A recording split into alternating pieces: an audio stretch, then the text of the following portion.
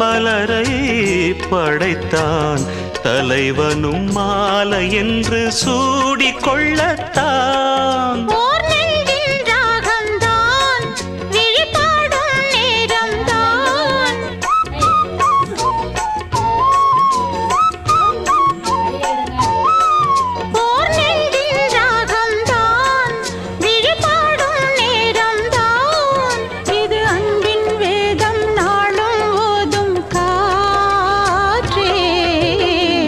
வைகை நதி ஓரம் பொன்மாலை நேரம் காத்தாடுது.